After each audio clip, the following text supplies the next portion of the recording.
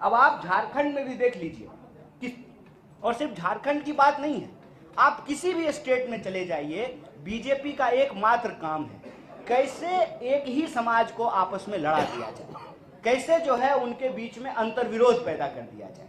और झारखंड के लोग जब आपस में लड़ने लगेंगे तो झारखंड का खान खदान, फैक्ट्री, खेत, एयरपोर्ट, रेलवे सब अपने दोस्त को बेच दिया जाए।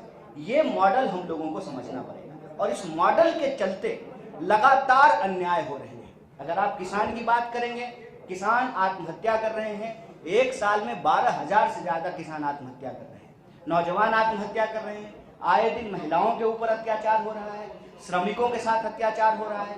आप बताइए, आप सब लोग यहाँ बैठे हुए हैं, सरकार ने कानून बनाया, जब कांग्रेस की सरकार थी तो सरकार ने कानून बनाया कि 8 घंटा का काम करना पड़ेगा। 24 घंटा होता है, 8 घंटा काम का, 8 घंटा आराम का और 8 घंटा किसी चीज के सृजन करने का, सोचने का। मजदूर को भी हक है कि वो भी जो है टीवी देखे, समाचार सुने, कविता लिखे, कुछ बनाए, कुछ पढ़े, कुछ गढ़े। ये जो 8-8 घंटे का नियम बनाया था, कहीं ये नियम अब लागू हो रहा है? आप सब लोग मीडिया सेक्टर में ही हैं, बता दीजिए 8 घंटा काम करते हैं कि 8 घंटा से ज्यादा काम करते हैं? लेकिन आपको मजबूरी में काम क्यों करना पड़ता है? क्योंकि कानून को कमजोर किया जा रहा है। कानून को किस लिए कमजोर किया जा रहा है? मालिकों के पक्ष में। और मालिकों के पक्ष में क्यों कमजोर किया जाता है? क्योंकि मालिक चंदा दे रहे हैं सरकार को, इसीलिए सरकार आज आम लोगों के साथ अन्याय कर रही है।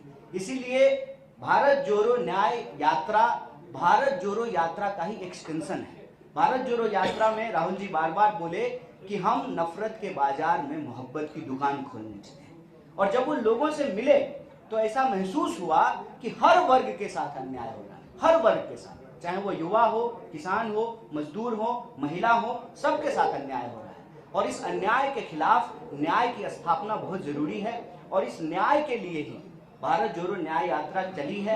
और इसमें हम आपके सामने कह रहे हैं कि हम जिस भी राज्य में जा रहे हैं उस राज्य के लोगों के जो मुद्दे हैं उन मुद्दों को हम उठा रहे हैं। आपने देखा होगा कि झारखंड में भी पेशा कानून की बात की गई, सरना कोड बिल की बात की गई, और यहाँ के पब्लिक सेक्टर को जिस तरीके से बेचा जा रहा है उसको बचाने की बात की गई। यहाँ के किसानों की, आदिवासियों की, मजदूरों की, गरीबों की और यहाँ के जो नौजवान हैं, महिलाएं हैं, उनके जो सवाल हैं उसको हम लोग भारत जोड़ो न्याय यात्रा के माध्यम से उठा रहे हैं। और हमारा यह मानना है कि यह भारत जोड़ो न्याय यात्रा का ही प्रभाव है कि जहां जहां हम जा रहे हैं वहां वहां जो है इनके पेट में जबरदस्त दर्द हो रहा है। ऐसा दर्द हो रहा है कि ये साम दाम दंड भेद लगा करके उस जगह की सरकार को अस्थिर करने का प्रयास करते हैं। यहाँ की सरकार को भी अस्थिर करने का प्रयास किया, लेकिन मैं आप सबको एक बात कह देना चाहता हूं कि चाहे